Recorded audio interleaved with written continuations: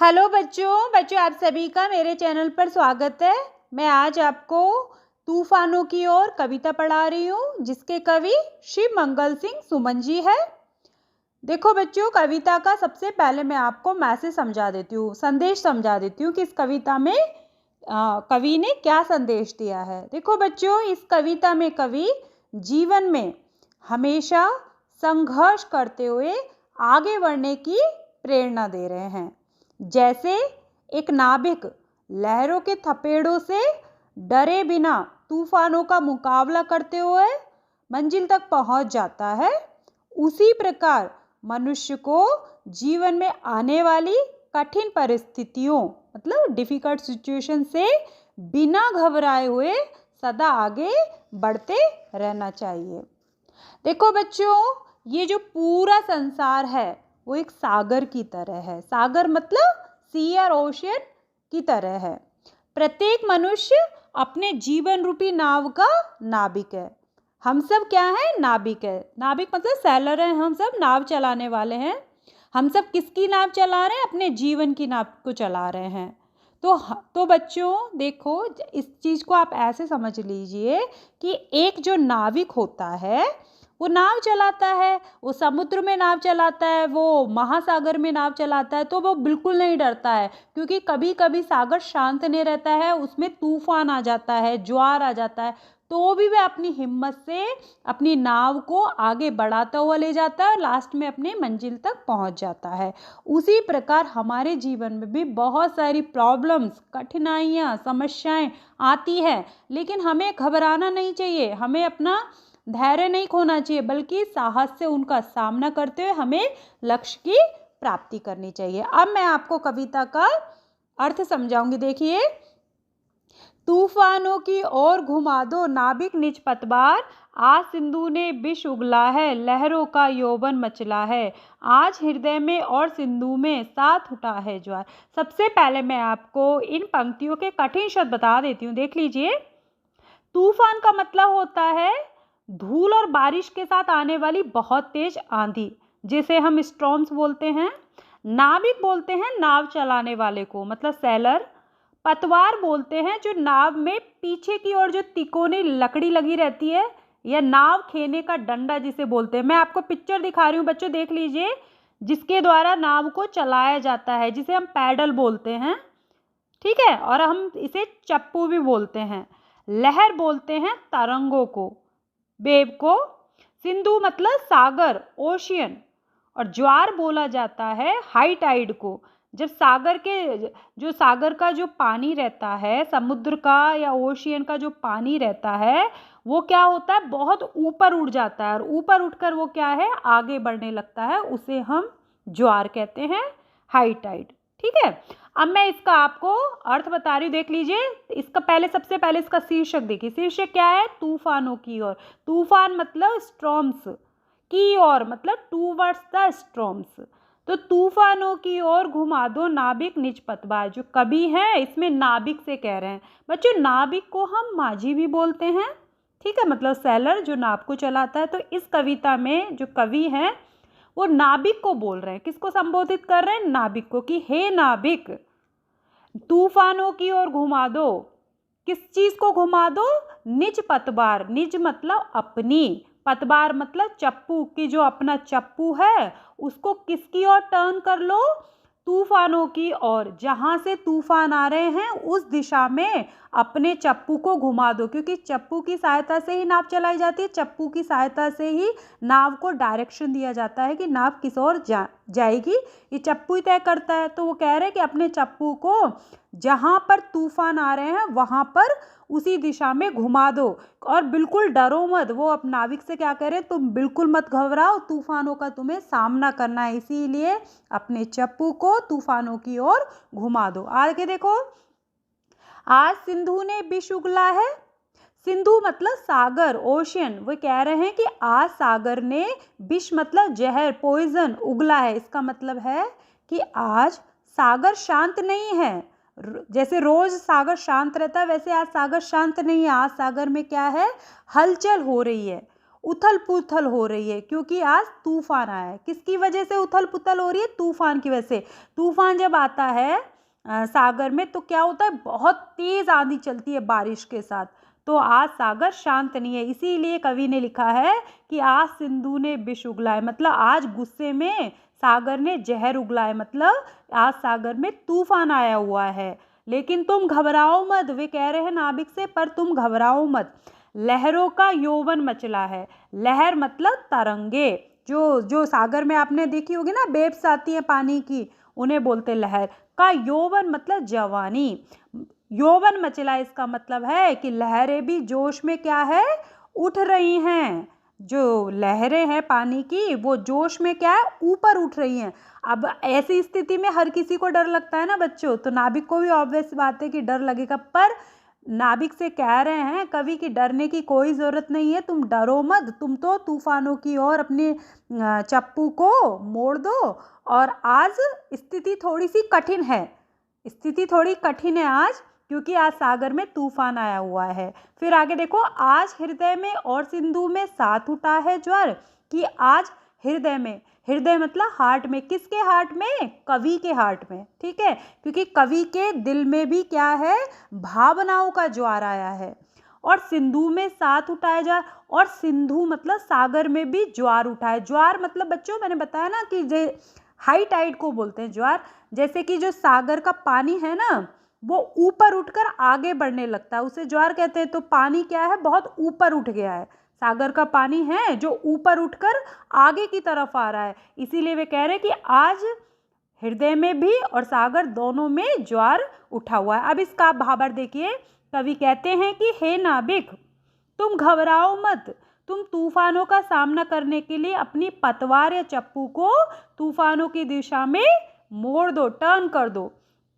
आज गुस्से में आकर समुद्र ने जहर उगल दिया है, अर्थात कठिन परिस्थितियां पैदा कर दी है। लहरें भी अपनी जवानी के जोश में अंगड़ाई लेकर ऊपर उठ रही हैं। उधर समुद्र में, समुद्र और सागर दोनों बच्चों एक ही बात है, समंदर भी कह सकते हो, उधर समुद्र में ज्वार उठा है और कवि के हृदय में भी भावनाओं का ज्वार उठा है।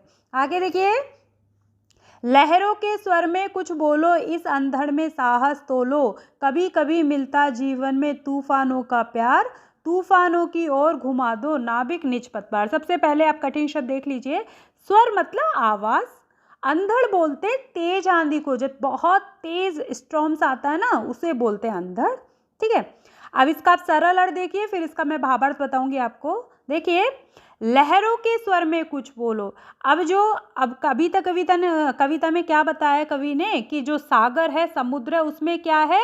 ज्वार उठा हुआ, लहरें जो हैं वो क्या है? ऊपर उठ रही है। लहरें हैं पानी में, वो अपने जवानी के जोश में, जैसे जैसे जवानी का जोश रहता है वैसे लहरों में भी जोश आया हुआ है, वो ऊपर उठ रही हैं।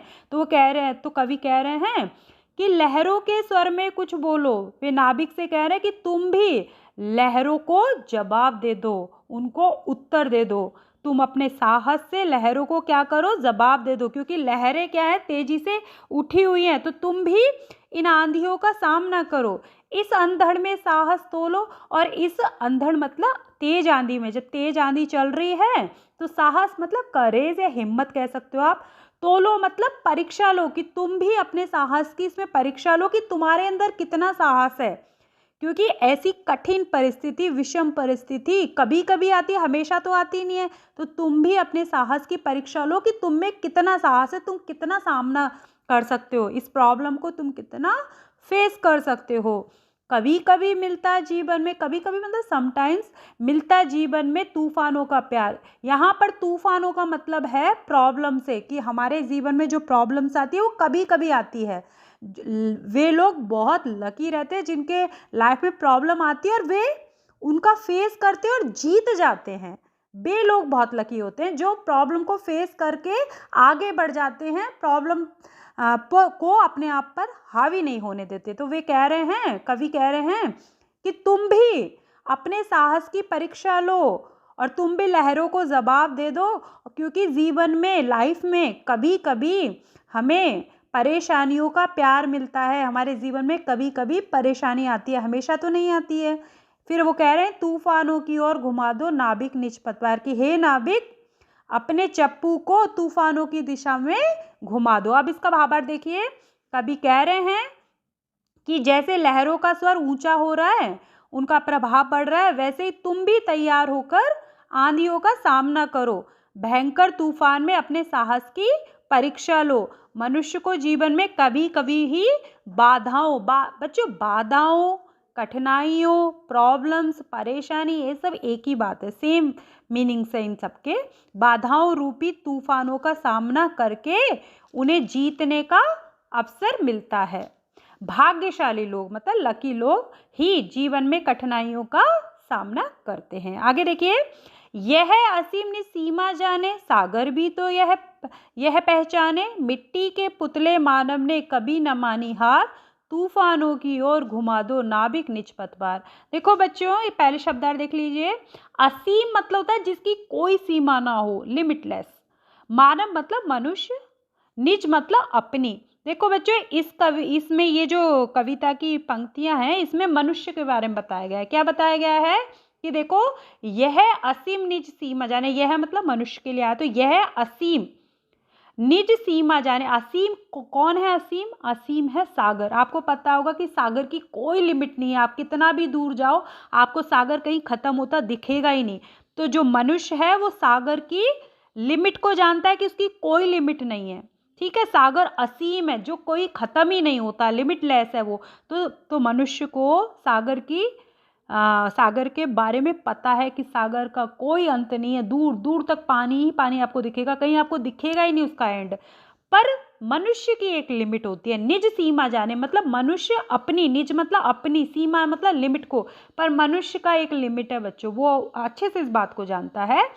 सागर भी तो यह पहचाने, और वो सागर के बारे में भी जानता है कि सागर में कितने तूफान आ जाते हैं, ज्वार आ जाते हैं, और सागर की शक्ति को वो जानता है कि सागर की शक्ति बहुत भयंकर होती है, अच्छे अच्छे लोग उसमें डूब जाते हैं जब उसमें तूफान आता है। मिट्टी के पुतले मानव ने, देखो मनुष्य को बच्चों इस कविता में मिट्टी का पुतला कहा गया है। क्यों कहा गया है मैं बता देती हूँ, क्योंकि जो हमारा शरीर है वो नाशवान है, जिसने भी जन्म लिया है उसकी मृत्यु तय है, कि एक बार कि जिसने भी जन्म लिया वह एक दिन मर ही जाएगा और एक दिन वह मिट्टी में मिल जाएगा, इसीलिए मनुष्य को मिट्टी का पुतला कहा गया है।